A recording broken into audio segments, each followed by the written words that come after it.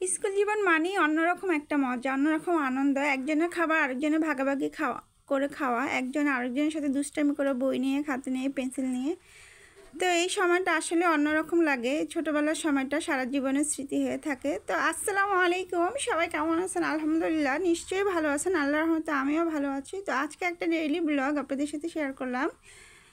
তো কেউ যদি আমার এই ব্লগটা ইউটিউব থেকে দেখে থাকেন, বিশেষ অনুরোধ একটা সাবস্ক্রাইব করে দিবেন, আর পেজ থেকে দেখলে লাইক, ফলো, শেয়ার দিয়ে সাথেই থাকবেন। তো ইনশাআল্লাহ পুরো ভিডিওটা আমার সাথে দেখেন, ভালো লাগবে। তা আমার বোনকে আমি স্কুল থেকে নিয়ে আসছি, সে খুব জোরাজুরি করতেছিল যে তার ফ্রেন্ডের সাথে সে আজকে ফুচকা খাবে, চটপটি খাবে। তো তার জন্য বেলপুরি কিনে দিয়েছিলাম। তো তার কোনো ঠান্ডা নেই, সে প্রতিদিনই কিছু না কিছু খাওয়ার জন্য বায়না করে। তো এটা হচ্ছে মানহা, তার ফ্রেন্ড। তো দেখা যায় ছোটোবেলা 1 থেকে যেই বাচ্চাটার সাথে একসাথে মিশে বড় হয়, একসাথে 10টা বছর টানা, তার সাথে সম্পর্কটা ভালোই থাকে। দেখা যায় যদি সম্পর্ক রাখা যায় এবং তার সূত্র ধরে তার ফ্যামিলির সাথেও দেখা যায় অন্যরকম একটা বন্ডিং তৈরি হয়।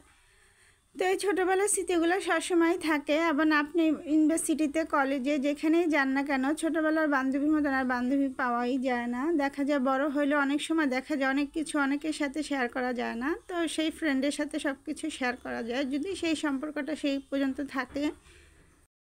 তো ও আবার আমাদের বিল্ডিংয়েই থাকে, এই জন্য সুবিধা হয়। দেখা যায় একসাথে যাওয়াটা হয় না, কিন্তু আসাটা একসাথেই হয়। ওর আম্মু আবার স্কুলে জব করে, এই জন্য নিয়ে আসতে পারে না। তার জন্য আমার বোনের সাথেই ওকে নিয়ে আসি। তো ওর সাথেই দেখা যায় খেলতে হলেও ওর সাথে বিকালবেলা ওর সাথে খেলা হয়, যেহেতু একই বিল্ডিংয়ে থাকে। তো ওর সাথে তার খুবই ভালো একটা সম্পর্ক। এবং তার মায়ের কাছে আমার বোন কোচিং করে।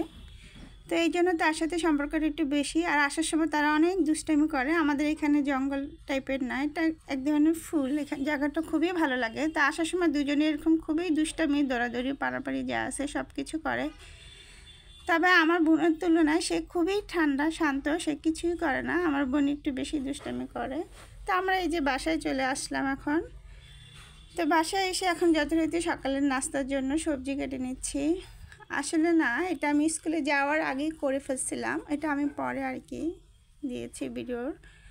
তো এখানে দুপুরের জন্য আবার ভাজিও কেটে ফেলেছিলাম, সিম আলু দিয়ে ভাজি করব। আর এই সবজিটা সকালবেলা শীতের দিন সবজি খুবই ভালো লাগে। বাঁধাকপি, মিষ্টি কুমড়া, সব ধরনের সবজি আছে, আলু, গাজর, সব কিছু দেওয়া। তো এইভাবেই ভাজিটা নর্মালি কিছুই লাগে না, জাস্ট একটু হলুদের গুঁড়া দিয়ে আমি এভাবে করি।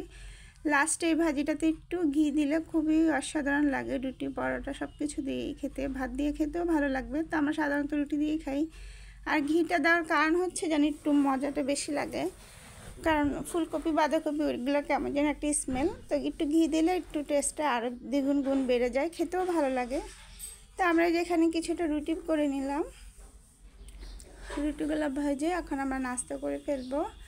আর তাকেও ফ্রেশ করে দিয়েছি, সে তো রুটি সকালবেলা খায় না, সে অন্য কিছু। আমার বাসা খালা এসেও কাজ করে দিয়ে সব কিছু ক্লিন করে দিয়ে গেল। তা আমাদের বাসায় অনেক নাস্তা থাকা সত্ত্বেও বাইরে থেকে কিছু নাস্তা আনা হয়েছিল। এই যে পরোটাটা, এটা বাইরে থেকে কিনে আনা হয়েছে, আর ওই স্যুপটা, আর পরোটার সাথে ভাজিও আনা হয়েছে। কিন্তু আমার বাসার ভাজিটাই বেশি মজা লাগছে আমার কাছে। আর এখানে আমরা চা করে নিয়েছিলাম, চাটাও খেলাম। তা আমাদের সবার নাস্তা সব কিছু কমপ্লিট হয়ে যাচ্ছে।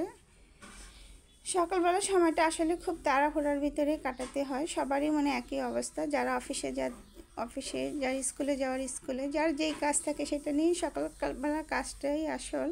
আসলে বিকালবেলা ওই যে মানহা আমাদের বিল্ডিংয়েই থাকে, এই জন্য সে এসে তার সাথে খেলাধুলা করতেছে। ওর বোন ইয়ালিনা, তাদের সাথে সে খুবই সময়টা কাটাতে খুবই পছন্দ করে। এবং তাদের বাসায় যায় দেখে তাদের সাথে বেশি আন্ডারস্ট্যান্ডিংটা অনেক বেশি ভালো।